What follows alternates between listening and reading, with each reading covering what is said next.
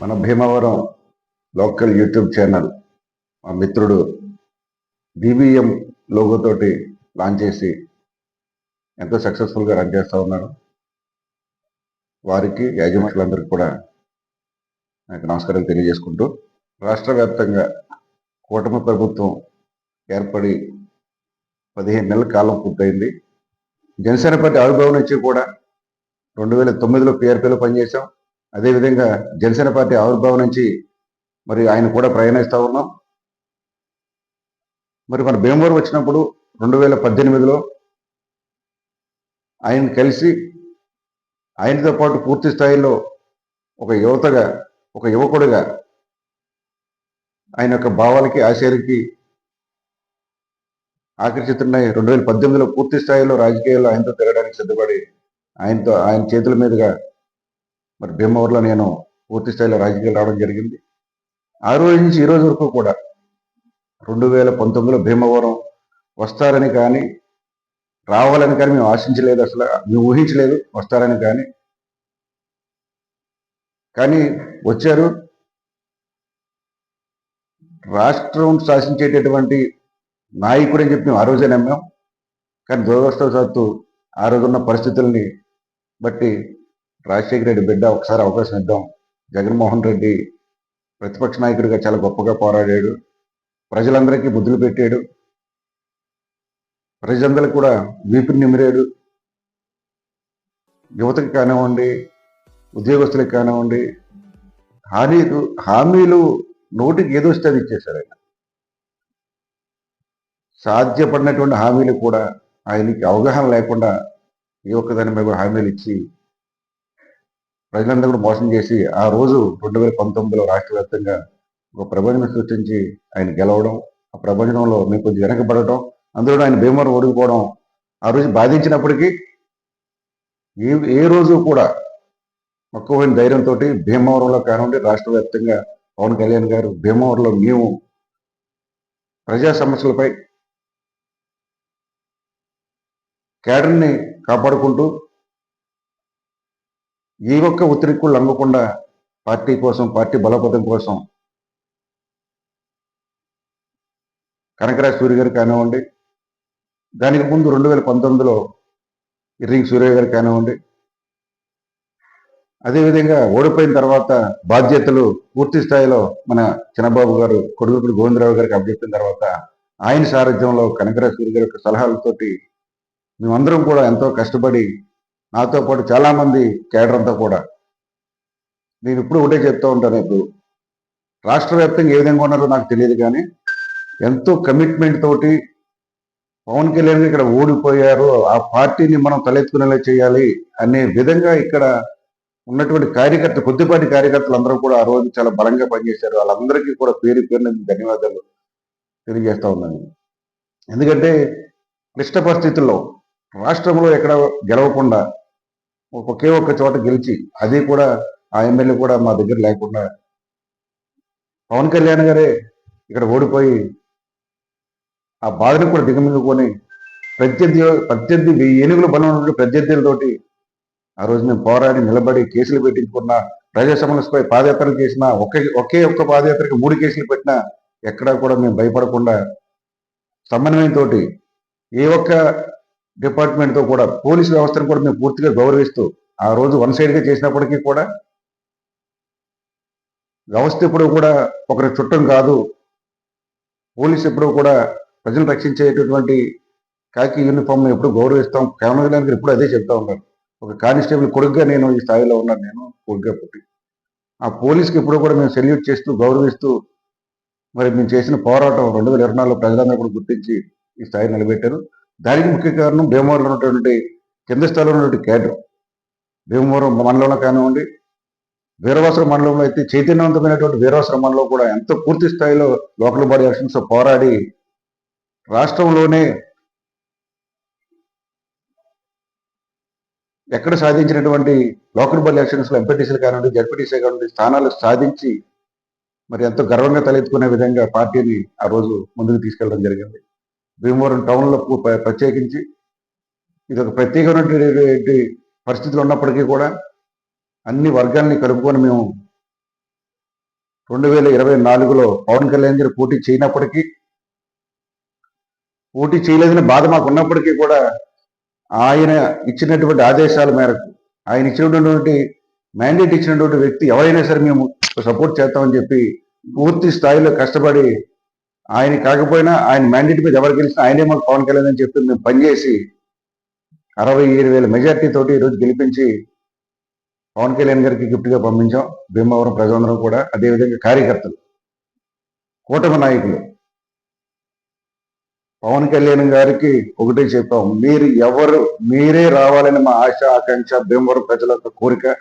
మహిళలు కానివ్వండి, వృద్ధులు కానివ్వండి, ఎవరైనా సరే యువత అంతా కూడా మీకోసం ఎప్పుడు ఎదురు చూస్తూ ఉంటుందని చెప్పి మేము అడిగినప్పుడు, రాజకీయంలో కొన్ని వ్యూహాలు ఉంటాయి. వ్యూహంలో భాగంగా నేను భీమవరంలో పోటీ చేయట్లేదు, కానీ నా తరపున సీనియర్ నాయకుడు అంజిబాబు గారిని నేను నిలబెడతాను, మీరు అందరూ పని చేయాలని చెప్పినప్పుడు చంద్రబాబు గారు కానివ్వండి, మేము కానివ్వండి, సార్ ఒకటే చెప్పాం, అన్న మిమ్మల్ని గెలిపించుకోలేని మా ఆశ, భీమవరం ప్రజల యొక్క ఆకాంక్ష, కానీ రాజకీయంలో వ్యూహం అంటున్నారు, మీరు ఏం మాట చెప్పినా సరే దాన్ని మేము తోచే తప్పకుండా పనిచేస్తాం అని చెప్పి ఆ రోజు మాట ఇచ్చాం. ఆ మాట ప్రకారం మేము పనిచేసి చూపించాం. 67,000 మెజార్టీతో గెలిపించి మరి ఈరోజు ఎంతో గర్వంగా జనసేన పార్టీ తలెత్తుకునే విధంగా, జెండా రెపరెపలాడే విధంగా భీమవరంలోని, వెస్ట్ గోదావరిలోని, ప్రత్యేకించి రాష్ట్రంలో ఎక్కడ లేని విధంగా భీమవరం జనసేన పార్టీ ఉమ్మడి అధ్యక్షులు కొడుకులు గోవిందరావు గారి సారథ్యంలో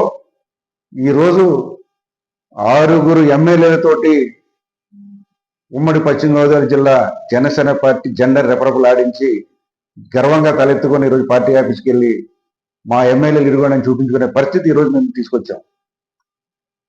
ఆ క్రెడిట్ అంతా కూడా మా జన సైనికులది, వీర మహిళలు అని చెప్పి నేను సందర్భంగా ఈ ప్రయాణంలో ఏమి ఆశించకుండా వచ్చాం. ఈ రోజు ఏమి ఆశించకుండా పనిచేస్తా ఉన్నాం. చంద్రబాబు గారు కానీ, మేము కానీ, మా కేడర్ అంతా కూడా కూటమిలో కొన్ని సర్దుబాట్లు చేసుకోవాలి, కొన్ని చోట్ల తగ్గాలి, కొన్ని చోట్ల అడిగి తీసుకోవాలి, సమన్వయంతో వ్యవహరించాలని చెప్పి మేమందరం కూడా ప్రయాణిస్తూ ఉన్నాం. ఆ ప్రయాణంలో మరి ఈరోజు నాకు ఏపీ ఐఐసి డైరెక్టర్ పదవిని కట్టబెట్టినటువంటి పవన్ కళ్యాణ్ గారికి నేను ఎప్పుడు కూడా రుణపడి ఉంటాను. ప్రత్యేక ధన్యవాదాలు తెలియజేస్తా ఉన్నాను. నేను చంద్రబాబు గారికి కానివ్వండి, కనకరాజు గారికి కానివ్వండి, అదేవిధంగా నాదెండ్ల మనోహర్ గారికి, హరిప్రసాద్ గారికి, వీరందరికీ కూడా, ఎందుకంటే నన్ను గుర్తించి పదవి రాష్ట్ర వ్యాప్తంగా ఉన్నటువంటి కూటమిలో, ప్రభుత్వంలో నన్నంటూ గుర్తించి చిన్నదో పెద్దదో ఏ పదవి ఇచ్చినప్పటికీ కూడా దాన్ని పూర్తిగా న్యాయం చేస్తాను. నేను అది ఒక బాధ్యతగా స్వీకరించి నాకు ఇచ్చినటువంటి పదవికి, నన్ను సపోర్ట్ చేసిన నాయకులకి, అదేవిధంగా మన పార్టీకి గౌరవం పెంచేలాగా నేను పనిచేస్తానని చెప్పి, దేనికైనా నేను సిద్ధం, నేనేమి ఆశించి రాలేదు. మీరు ఏ పదవి ఇచ్చినా నేను స్వీకరిస్తాను, ఏ బాధ్యత ఇచ్చినా నేను పాటిస్తాను, నేను దాన్ని నెరవేరుస్తానని చెప్పి కళ్యాణ్ గారికి చెప్పడం జరిగింది. అదేవిధంగా ఇప్పుడు ఇచ్చినటువంటి ఈ పదవికి పూర్తిగా న్యాయం చేసి మన పార్టీని, మన నాయకులకి, నా వ్యక్తిగతమైనటువంటి గౌరవాన్ని పెంచుకునే విధంగా పనిచేస్తానని చెప్పి తెలియజేసుకోండి. బడుగు బలహీన వర్గాలు, కూటమి నాయకులందరూ కూడా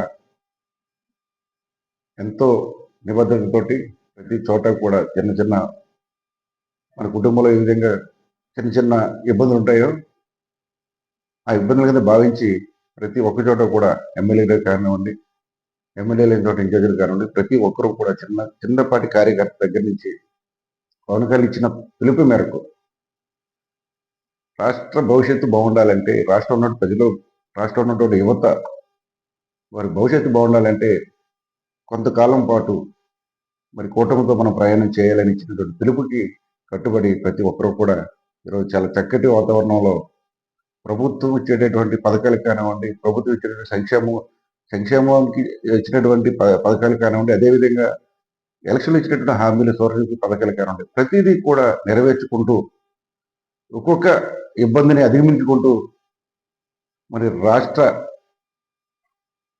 రాజధానిని, అదేవిధంగా పోలవరాన్ని, మిగిలినటువంటి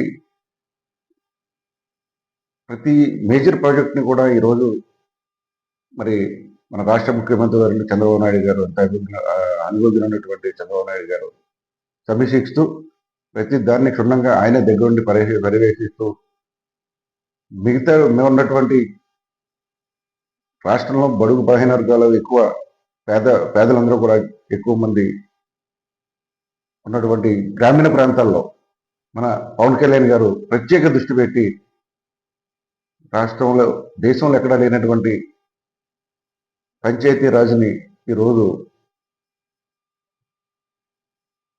ఎంతో ముందుకు తీసుకెళ్లే విధంగా ఆయన పనితీరుకి గ్రామాభివృద్ధి చేసేటటువంటి ప్రయాణంలో ఆయన ఒక మార్కును చూపిస్తూ ఈరోజు ముందుకెళ్తా ఉన్నాం.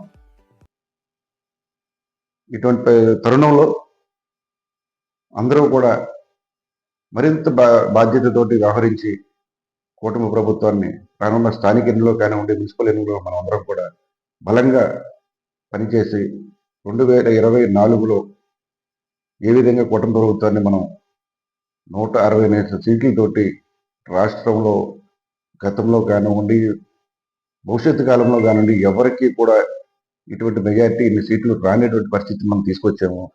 ప్రతిపక్షం అనేది లేనటువంటి పరిస్థితిని మనం ఏ విధంగా క్రియేట్ చేశాము.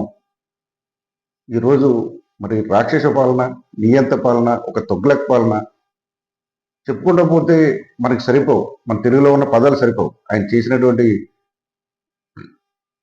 పాలనకి మాటలు సరిపోవు. అంత ఘోరమైనటువంటి కాబట్టే ఈరోజు 152 సీట్లతోటి అసలు రాష్ట్రంలో భవిష్యత్తులో ఎవరో కూడా ఇటువంటి విజయం సాధించలేరు.